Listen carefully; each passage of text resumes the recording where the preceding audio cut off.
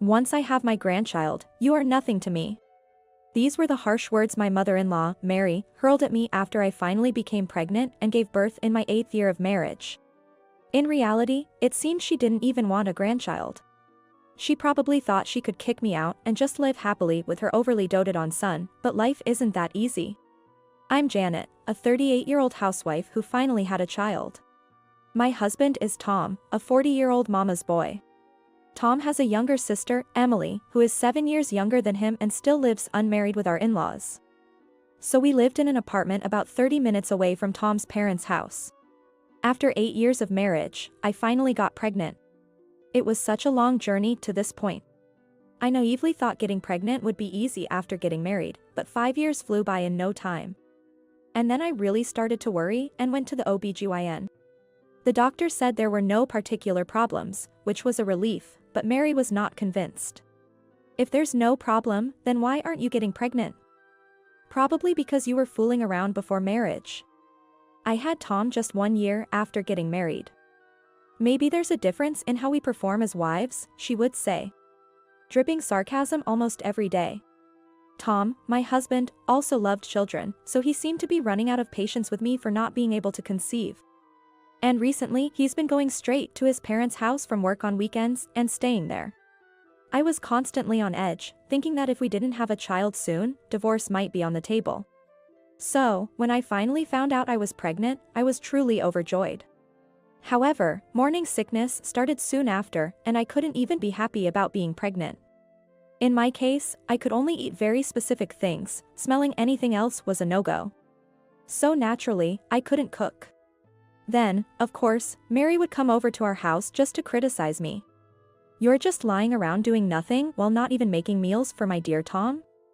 What a splendid wife you are. Even Tom joined in, showing his mama's boy colors. That's right, mommy. She doesn't do anything for me. I'm working hard every day for Janet and our baby, and all she says is to buy takeout and eat that. I had no idea he was such a mama's boy before we got married. I never once heard him use words like a mommy before. On the contrary, he used to speak of her in a fed-up tone, saying things like, she still treats me like a kid, and it's really annoying. However, with the severe morning sickness making it almost impossible for me to do any housework, I consulted with my mother and decided to go back to my hometown for the birth. Escaping from Mary's and Tom's nagging, I decided to stay at my hometown for nearly half a year, but this only increased Mary's criticism. When I had Tom, going back to your parents' house for childbirth was unthinkable unless it was a serious matter. People nowadays just don't have any grit. I'm so worried about what will happen after the birth. Feeling anxious about whether Tom would oppose it, I talked to him about going back to my hometown for the birth. Surprisingly, he agreed readily. It's hard to see Janet suffer with the morning sickness. It's better for her to rest at her parents' house. Tom said he would take care of convincing Mary, so he sent me off. But this turned out to be a huge mistake. After giving birth to our son, Kyle, and once I was feeling better, I returned home to find Mary sitting cross-legged in the living room. She wasn't sitting like a guest, but more like she owned the place. On closer inspection, she looked different than usual, with minimal makeup and dressed in casual home clothes. It certainly didn't look like she had just come by train or bus from her home. Moreover, looking around, I saw a lot of her personal items like the dresser, favorite dishes, and clothes. All of which I recognized from her own house. Could she be living here? Excuse me, Mary, are you living here by any chance? What do you mean by any chance? I came here for Tom, who was abandoned by his wife. I was so irritated by her words that I retorted. Abandoned? I properly consulted with Tom and got his consent. Then Tom interjected. That's not true. Janet left me on her own, mommy. See, I knew it. Such a wicked woman. What? That's not fair, it makes me the only malicious woman. Shocked and speechless, I was holding our sleeping Kyle, who then began to cry. Seeing this, Mary quickly picked him up, cooing, poor thing. You must have hated being held by such a terrible mom. Don't worry. Grandma's here to protect you. I screamed, give him back. He's my son. Tom then stepped in front of his mother, furiously yelling, he's my son too, since he's your son. I've given permission. So it's okay for Mom to take care of him. Exhausted from the trip from my parents' house to our home, I didn't have the energy or strength to argue with the two of them and get my baby back. So I had no choice but to leave Kyle with Mary. Since then, she has treated our apartment as if it were her own, gradually making it more to her liking. She had already turned the sunny living room into her own space, and now she even put a crib in there. Not only that, but she also bought a bed for Tom, and the three of them started living there together. But that doesn't mean she helps with Kyle. All she wants is to see Kyle's smiling and sleeping face. Whenever he cries, she quickly hands him to me, saying, "I guess he's a failure because he has Janet's blood." Tom was such a good baby. He hardly ever cried at night, always adding an unnecessary comment. And she doesn't lift a finger to help me. She moved into our place under the pretext of caring for Tom and Kyle, but I end up doing all the parenting and housework. Make the food less salty, please. Such strong flavors aren't good for Tom. Why are the laundry still outside? They'll get sun damaged, hurry up and bring them in. Kyle's diaper is dirty. Change it quickly. She just pushes everything onto me. The only thing she does is take Kyle for walks. She hugs him tightly, goes to the park with Tom, and they all snuggle up together. When she sees other women with babies, she always talks to them, saying, "My daughter-in-law doesn't do any childcare at all." She just dumps it all on me, such a troublesome, spreading the story around. Thanks to her, I'm whispered about in the neighborhood as the evil wife, neglecting childcare, and receiving cold stares. Finally, I couldn't take it anymore and confronted Tom. "Hey, I think it's time for Mary to go home," I said to Tom. "Huh? Why?" "Because she's not helping with Kyle at all, and despite saying she would help with the housework, she's not. I'm exhausted from doing extra cooking and laundry for her too." "Are you crazy? This house is running smoothly because Mom is here. Everyone in the neighborhood is praising her. Saying what a great grandmother she is," he exclaimed. As we were talking loudly, Mary joined in. "I heard that. You want me to leave? You're the one neglecting Tom." "Yeah, if you don't want to live with Mom, then you should be the one to leave." "Exactly. Since we have Kyle, we don't need you anymore." Frightened by their menacing approach, I realized they were serious about kicking me out. Feeling in danger, I decided to flee. At that moment, I apologized. "I'm sorry for being selfish. I took advantage of your kindness. I'll be more careful from now on."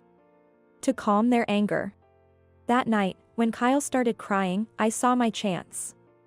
I took him from Mary's room and said, "I'm just going to take a walk outside." And then I escaped in a taxi to my parents' house. Arriving at my parents' house with only the clothes on our backs, Kyle and I were welcomed warmly after they heard the story. Sure, Tom has his faults, but his mother is unbelievable. That's right. She just moved into a married couple's home. By the way, what about Tom's father? Isn't he saying anything? Being asked about him, I suddenly remembered the existence of my father-in-law. He's a very serious and dedicated worker, and quite reserved. I've met him several times, but I've hardly ever heard him speak. Actually, even if I try to talk to him, Mary quickly intervenes and cuts off the conversation. He seems quite inept, probably not very capable of doing household chores. If Mary has been staying at our house for so long, how is he managing to live? Since Tom's sister, Emily, is living with him, maybe there's no particular problem. Emily, like my father-in-law, is reserved but a capable woman who efficiently manages everything. Maybe you should contact Tom's father and ask him to do something about his wife who is overly attached to her son, I suggested. That's true, this is really an issue between Tom's parents.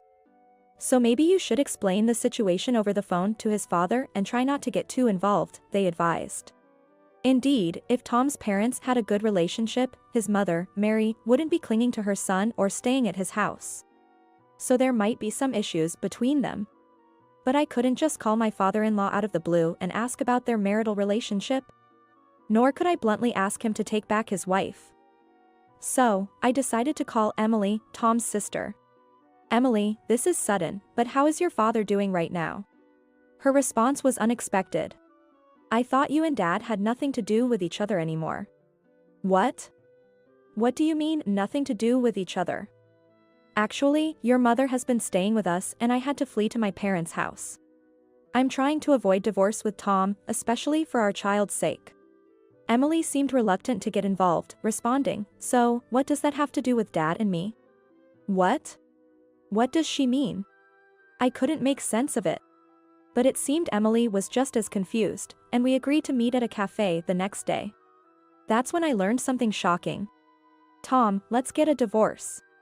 I said over the phone, fed up after 3 months of no contact from him since returning to my parents' house. What? Divorce? Wait a minute. He replied, sounding quite surprised despite not contacting me at all. Well, you were the one who told me to leave the house, right? Or did you mean we should live separately forever without divorcing? No, I didn't mean it like that. I thought if I was a bit harsh, you'd be nicer to me. Something seemed wrong. Thinking about it, even Mary, who was so obsessed with her grandson, hadn't contacted me once. Well, about that.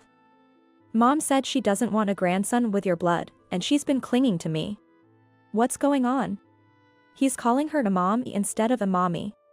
Mom brought a huge teddy bear print t-shirt for me, saying I liked it as a kid, and tried to make me eat 10 cakes. And the other day, she even said she wanted to wash my back in the bath. That does sound a bit creepy. So, I was wondering if you could come back. Why didn't you contact me then? Well, it was originally your fault. It's not my fault, it's Mary's, right? She has no intention of leaving and doesn't want to live with me at all.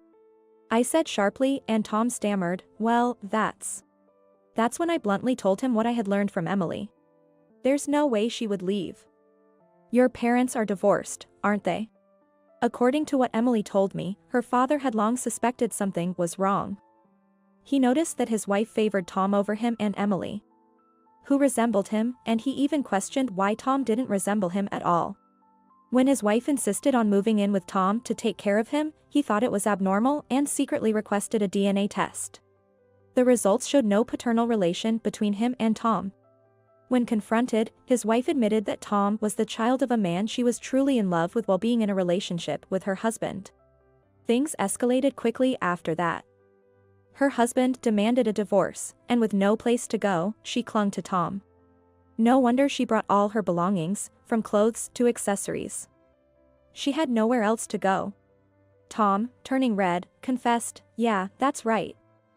I didn't know I was born out of an affair. It's a huge shock. And Mom keeps saying you're the child of the man I loved and clings to me. She even took my credit card, saying she'll manage my finances. And spent all my money. Well, that sounds like something she would do. Her trying to kick me out was probably because she wanted to monopolize her beloved son, and she didn't like that I, a housewife, was using Tom's salary. While Tom and his father are still legally father and son.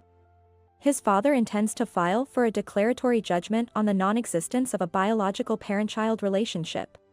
It's difficult to dissolve a parent-child relationship, and it's unclear if it will be recognized in court.